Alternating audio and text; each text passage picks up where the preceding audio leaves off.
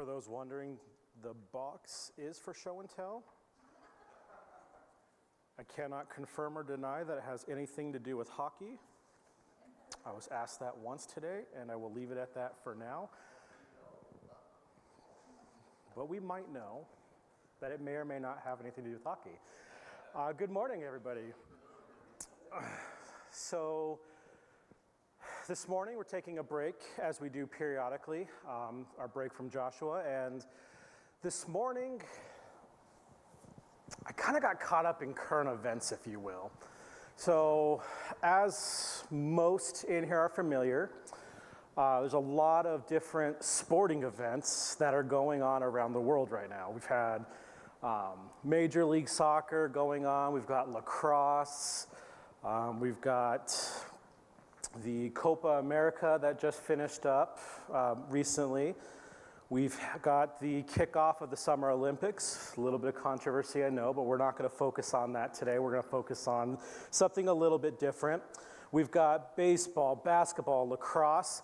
Most importantly, we have the return of football, which does remind me, and actually got paused because there's two announcements that we got to talk about real quick. First one, our counters did ask that if you have not yet done so, if you could please drop off your tithe, your offering before our last song. They're going to try to do a quick count on the offering due to the business meeting after church. As Pastor said, we are being a little aggressive and setting ourselves a bit of a competition with 4 minutes or less. I'm going with the under at 3, maybe 3.5, so we'll see how we fare there. The secondary announcement, and this actually ties into what we're talking about, with the return of football means the return of fantasy football. So if interested in being a participant in Ramona Southern Baptist #1 fantasy football league of all Baptist churches, I don't know if that's a real thing or not, but if you are interested in participating, please come see me sooner rather than later, because we are going to be drafting here in 4 weeks. Thank you for doing my count for me. I did not check my math beforehand, so if that's wrong, blame that way. But yeah, so we have our fantasy football kicking off. And why do I bring this up? Ultimately, we as a society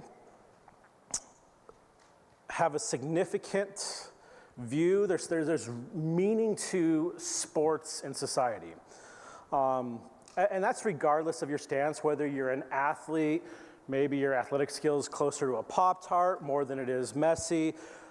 Maybe you're a die-hard fan and you love cheering for the Padres and cheering against maybe other local baseball teams.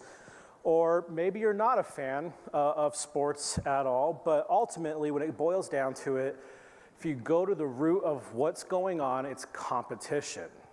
And whether we admit it or not, we are all competitive by nature. If you don't believe that, you better watch all those around the room who are going to be looking at the 3-minute mark to see if we finish under 4 minutes. If you don't believe that, any of you who have kids, challenge 2 of them to see who can take the trash out the fastest. It turns into a competitive race, and it doesn't matter if the task is serious in nature or if it's absolutely silly, like taking out trash, doing your chores, but ultimately it's a competition. And I make fun of that because ultimately that's our #1 tool to get the little kids to participate. It's like, we don't want to clean our room. If you can clean it in 5 minutes, we'll go swimming. Boof, they're off. What's my count at? 1.5 minutes. So it's a competition. Now, growing up, I've always been pretty involved in sports. I mean, obviously right now, as you're all well aware, I participate in hockey, but that was not the case growing up. I actually played a lot of soccer growing up. Don't know why I ever stopped and got out of it, but I did. And from there, I progressed into track because that makes a whole lot of sense. If you don't like running up and down a soccer field, you just do it in a circle where you go left, you go left, you go left, you go left. But I always desired to compete in sports, really regardless of what the sport was. If it was baseball, I tried to be a good baseball player. If it was basketball, I idolized the Michael Jordans of the world, the Scottie Pippens. I tried to be a good basketball player. I had dreams of athletic greatness, but ultimately, I struggled with the reality of what it took to achieve those dreams.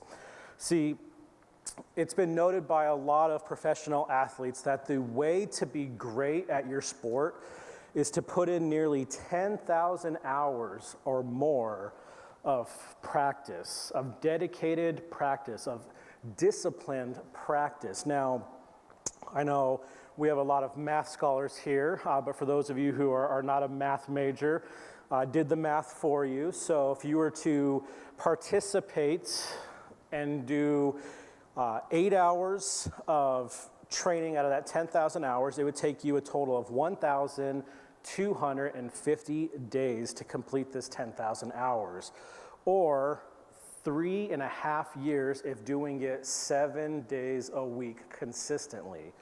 So for 3.5 years, complete dedication to achieving greatness in your craft. Now, I can promise you this, there's no way my wife is allowing me to dedicate 10,000 hours to be the world's greatest hockey player. So rest assured, I'm not going to be leaving for the NHL anytime soon. But when it comes to why a lot of people struggle with these is we have the dreams growing up. We see runners sprinting in the Olympics and we say, wow, I want to be that guy. Or we see great competitive swimmers and say, wow, I want to be just like her. But when it comes down to that dedication, the time that's spent to achieve that greatness, well, we don't always want to go all in. No, sometimes we're looking for that easy fix, that quick path to success, the cheat code, you will. And ultimately, I know I'm talking about sports, but this can be transferred into anything that you want, whether you want to be a successful business person or if you're going after the Major League Gaming group. Believe it or not, that's a real thing. Don't get it, but it's a real thing.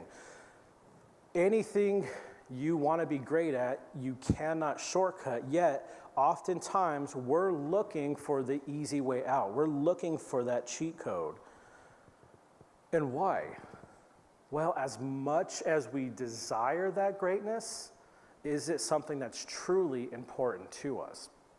Because if it's not important, I think the reality is oftentimes we're more susceptible to making excuses as to why we're not going to do it than why we have accomplished it. And so with that really becomes the acknowledgement of what the difference is between the two. See, the difference between greatness and mediocrity is really the number of excuses we make in achieving that end result. So I know you're saying, what in the world does this have to do with the Bible? We're talking the Olympics, we're talking soccer, we're talking hockey. What in the world does this have to do? Well, you see, the Apostle Paul often used the illustration of athletics throughout his letters. And so today, as we dive into 1 Corinthians chapter 9, we're actually going to take a focused look at a small group of verses. We're only going to be focusing on verses 24 through 27. But ultimately, we're looking at Paul's illustration, his analogy of athletics as it pertains to our spiritual growth. And really, the reason I wanted to go this direction is as we've preached through some of the key points on discipleship, on sharing the gospel, on being an active discipler, here we see the role of the disciplee going through and having a commitment to the process. And so a little bit about our context as we go in to understand where we're at. And I do encourage you, not too long ago, I say that, but it's always like perception. When you go look at the dates of the videos, they're actually further back than you remember. But Relatively speaking, not too long ago, Pastor did an entire study of 1 Corinthians, so you can see that on our church website. So I do encourage you to go back and see that for more context into chapters 8 and chapter 9. But ultimately, our context coming into this and how our talk about sports and training really does apply to our journey of faith is this. Well, the Apostle Paul, again, echoes this reoccurring theme of athletics throughout his letters to the church. And if we were to go back into verse 8, while he's not directly echoing this concept of athletics, he starts to talk about making personal sacrifices in your life for the betterment of those around you. And so Paul alludes to making food sacrifices for the food that was being offered to idols, about leaving that alone, not consuming that. And the purpose of it wasn't because it was something they could not do. In fact, they could. It was a right that they could. But if it was done so in a way that ultimately would impact a weaker believer, a younger Christian, then it was better to make that sacrifice yourself than impact their spiritual growth. And so he says that by doing so, it's echoing and highlighting an importance of love and consideration for the younger believer, the weaker believer, over exercising that freedom. And then as we move into 1 Corinthians chapter 9, Paul then begins to defend his own apostleship, explaining his personal approach to ministry, and continues to echo his willingness, his own personal willingness to forgo his personal rights and to adapt various contexts around him in order to effectively proclaim the gospel. So together, chapter 8 and the first part of chapter 9 echoes and underscores the theme of love, humility, and sacrifice in the Christian life and ministry. And so with that, understanding a little bit of our context, I do want to dive into 1 Corinthians chapter 9, starting from verse 24. And do you know that in a race all the runners run, but only one receives the prize? So run that you may attain it. Every athlete exercises self-control in all things. They do it to receive a perishable wreath, but we an imperishable. So I do not run aimlessly. I do not box as one boxing the air, but I discipline my body and keep it under control, lest after preaching to others, I myself should be disqualified.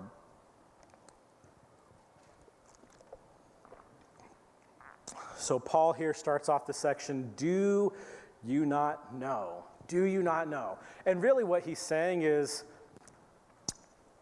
of course you know, or as you know. And why is that tone used there? Well, to understand the context of what's going on here, Paul is speaking to the church in Corinth, and Corinth is one of the destination spots for a lot of the athletic events that go on. And so the Greek Olympics, of course, take place.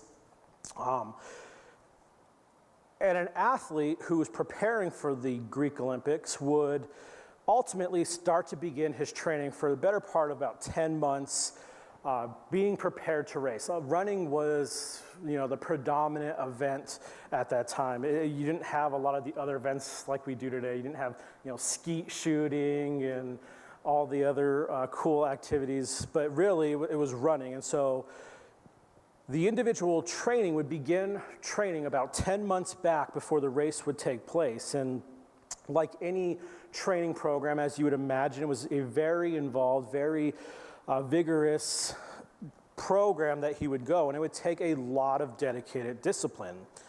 That training, that discipline would include their diet, so limiting what they ate, what they could not eat, their sleeping habits, the exercise routine, his daily activity plans. And so this training was a very involved training, and ultimately, their goal was to push their body to the absolute threshold of breaking to achieve their end goal, to allow them to get in shape for what was to come. Now, about 1 month prior to the actual games, those athletes would actually relocate themselves to Corinth, which is about 10 miles away from where the games were held. And at that point, they would be reestablished or assigned to a personal coach who would allow them to further develop the training. So their success in this event ultimately boiled down to their willingness to have self-discipline, to go through this vigorous preparation to compete. Now, in between all of this, there was another festival, if you will, and I apologize, I've been practicing this all week, and I'm probably gonna mess it up, but that festival, which was a festival of athletics and music, believe it or not, was the ISMEA Games. Think I got that close. And so these games were ran every other year that the Olympics were not, and these were held in Corinth. So needless to say, using the analogy of a runner would have hit home with the target audience because they were very familiar with the training activities going on around. So for them to say, for Paul to say, as you know, do you not know, a runner runs the race to win the race. It's a very feasible, very visual illustration that they would understand. And so Paul here speaking to them, talking about this principle that he's going to unfold here in verse 25. But I want to talk about running a race because I don't know about you, but show of hands, who here likes to run? That's what I was expecting. If you rose your hand, I was going to question it because, come on, let's be honest, no one really loves to run. As I said, I ran track and I questioned myself why. And here's the reality of why I questioned myself why. I was put on the long distance team. I wasn't fast enough to be a sprinter, so the alternative is you got to run further. Punishment for not being fast. Yeah. So what does that mean? Well, it means you run events like the 1 mile or events like the 3 mile. Ever run around a track 16 times? Sad that I know that's how many times you have to run around a track to equate to 3 miles. But unfortunately, my punishment happened quite often, and I had to run the 3 mile for the better part of 2 years. Now, here's the deal with that kind of preparation and how it connects to what we're talking about. To be really good at 3 miles, you don't practice 3 miles. To be really good at 3 miles, you run 7. You ever run 7 miles as a high school athlete and say, wow, this is fun?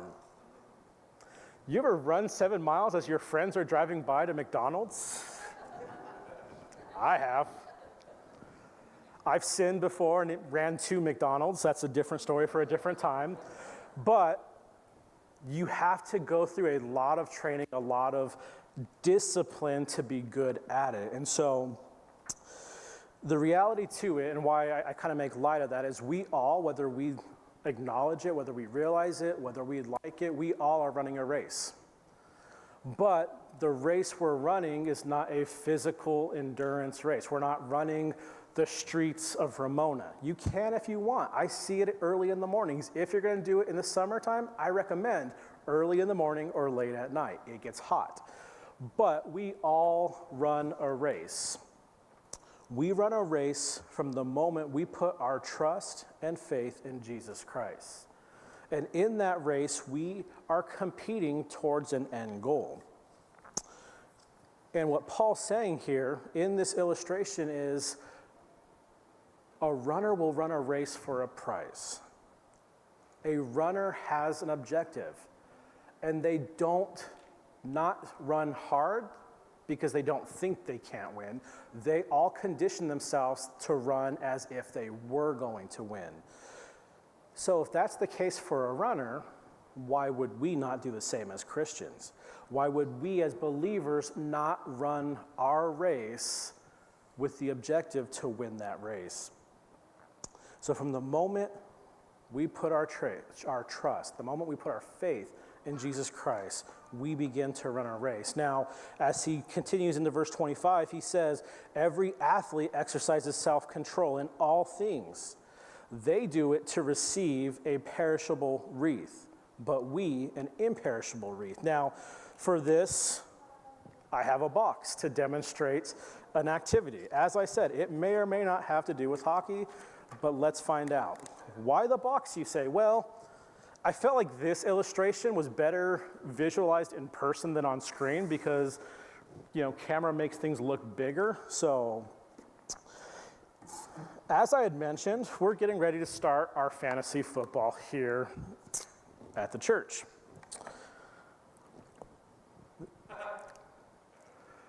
In 2021, my wife proudly brought home a fantasy football trophy.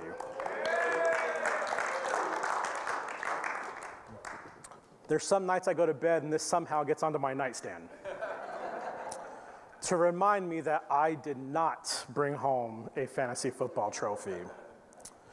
Now, I've been playing fantasy football for 10 plus years. I've won in other leagues. I've put together pretty aggressive teams. I've had a really fun time.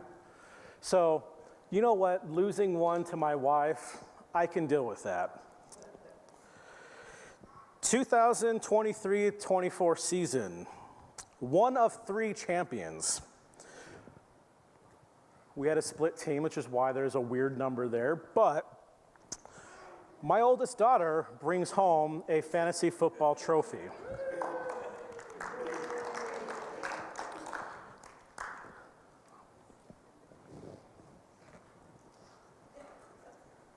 I did not.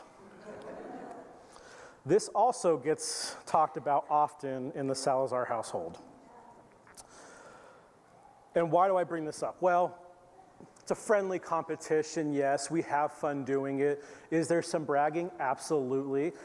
Not so much at church, but definitely at home. Oh, there's bragging that goes on. You would think that that was the competition of a lifetime, that trophy means the world. Now, I don't know if you can see it. Well, you probably can't because it's really small, but there's some dust on these trophies. They just sit on a shelf. Yes, they can get under my skin a little bit, jabbing about how I'm apparently not good at fantasy football. But ultimately, what's the purpose of these? What do they mean? What value do they truly have?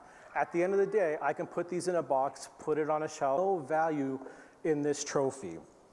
It's perishable. One day it's here, the next it's not. And that's the reality of these wreaths that he's talking about. Now, to give you an illustration of what this wreath is, it's very much so a floral wreath. It's a headpiece that they would put on. And so with a floral piece, you can imagine what's going to happen. 1 week, 2 weeks at most, it's going to die and decay. And as I alluded to, these competitions were essentially happening every single year. So every year there's a new champion, a new winner. And like most are aware, when you have a new winner, it's kind of out with the old and in with the new. So really, yay, you won, who cares? But yet they dedicated so much of their lives to their training, their preparation. They sacrificed the food they ate. If they wanted dessert, they had to tell themselves no. If they wanted to stay up late to hang out with friends, to binge watch Netflix, they said no. Obviously, they didn't watch Netflix, but you get where the illustration's going. They had to tell themselves no more than they could tell themselves yes. They had to sacrifice what they could have had for what they wanted to have, and that was a chance to receive a great prize. Now, the point of this ultimately is it's a temporary crown, and if an athlete can put that much effort into it, knowing that it won't be for very long and it won't last, surely then Christians should put that much effort towards a grander prize that will last forever. And I have an illustration for that.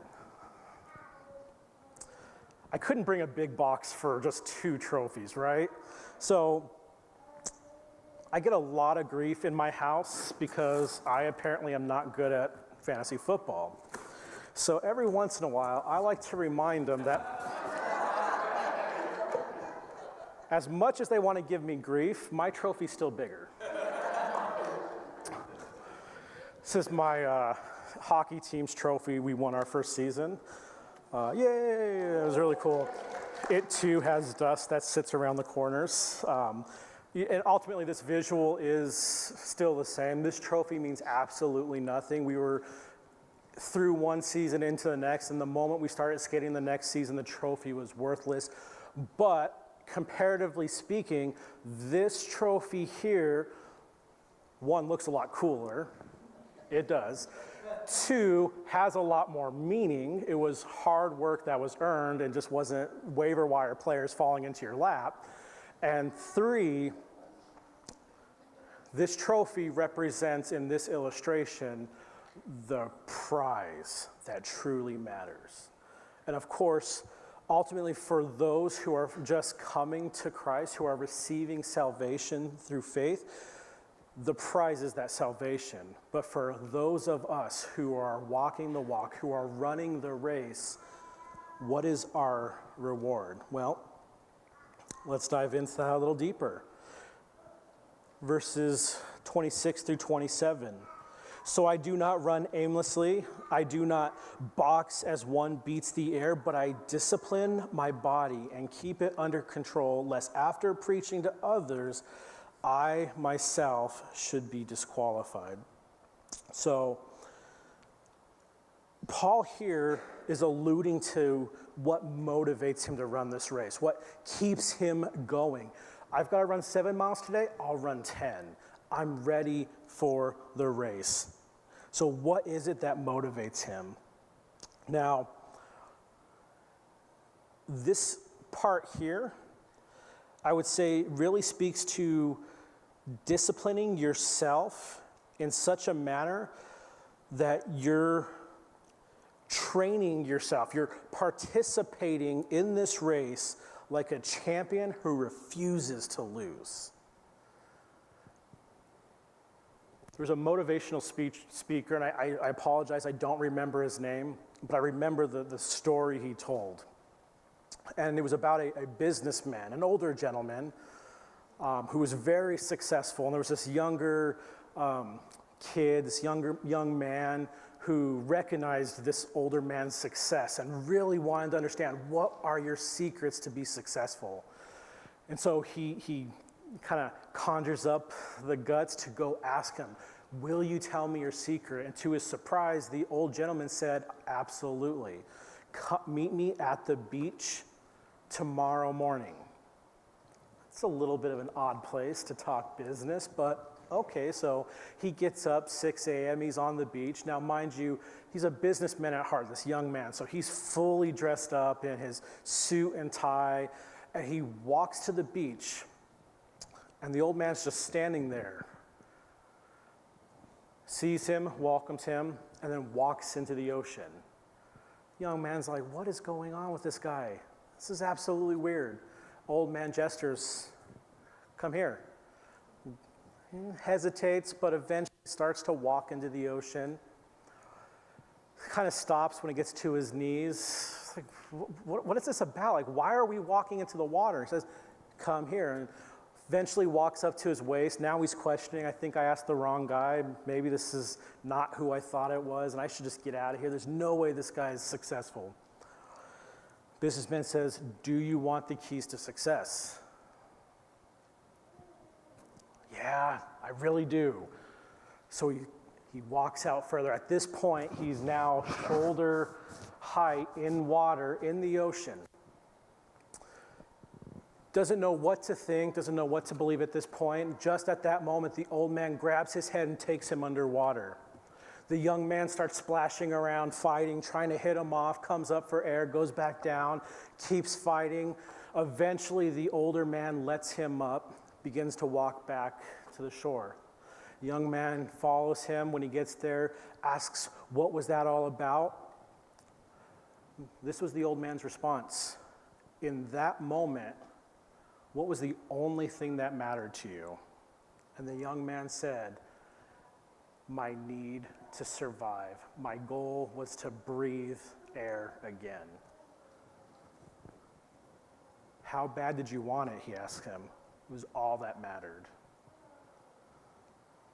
Paul here is saying he's not aimlessly going around and ministering. He has a purpose. A runner has a purpose. They have a start, they have a finish. Yes, it's going to be hard. There's going to be these times where you feel like giving up. But there's a purpose. If we can do it for a meaningless trophy, why not do it for something that has true value? So Paul transitions away from a runner to another metaphor, one that I actually can relate to, because believe it or not, at one time I thought it would be a really cool idea to be a boxer. Don't ask why.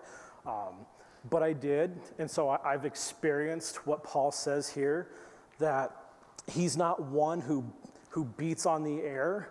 If you've ever had weighted gloves on and you're swinging at the air, which is actually a legitimate practice, a training method that they do, it is a very tiresome activity. The reality is a boxer who misses in the ring will burn out a lot of energy, a lot more than a boxer who connects a punch, because there's something to absorb and lessen that energy. And so he's saying, I'm not wasting my energy. These runners who run with purpose, they don't waste their energy. It's controlled. There's purpose. And Paul is saying the same thing about our race, about what we've been called to do. We are to have discipline. We are to practice. How do we practice? How do we have that self-discipline? How do we achieve our goal, our greatness? Well, we do it through prayer. We speak with God. God, work in me the ways you see. Move in me, and may I glorify you while I'm training my race, while I'm actively participating in this race. We do it by reading the Word of God. We get in our Bibles daily. We meditate on that. One of the greatest studies that we've had, it was a really good study on a Wednesday night, brought to us by Mike, actually. And the thing that I always remember on that is dedication is greater than motivation. See, it's really hard to lose motivation when you got to wake up at 3 a.m. to start training for an event. Actually, I often tell myself, hey, I'm going to get back into shape. I'm going to go downstairs into the garage and start working out. I'm going to get up at 4 o'clock in the morning. 6 o'clock, the emergency alarm goes off. Yep, time to go to work. That motivation didn't last more than 8 hours. And that's true for a lot of us. But dedication, building daily disciplines where we're talking to God in prayer, where we're engaged in the Word, where we are active in church, not because necessarily it's a ministry we want to do, but it's a ministry that others need service.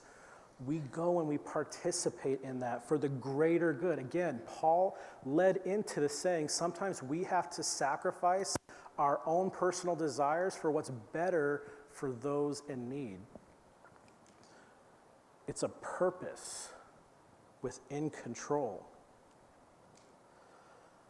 Now, I do want to touch on this disqualification just briefly. Paul here is not alluding to losing his faith. Rather, he's talking about not getting his reward. His reward, he has salvation. I mean, he talks about it in his letter to Ephesus when he says, "For by grace you have been saved through faith." And that is not your own doing. It's not by your works, but it's a gift of God. Gift. You don't lose a gift. So what is Paul talking about then? Well, ultimately, he's talking about this. He's talking about the recognition for his efforts. That when he goes before God, that he would hear, "Well done, my great servant. Well done." You ran the race till the very end. Receive your reward. So as we close this morning, I want to give us 3 questions to reflect upon. What does running the race of faith look like in your life daily? What are some ways you're running?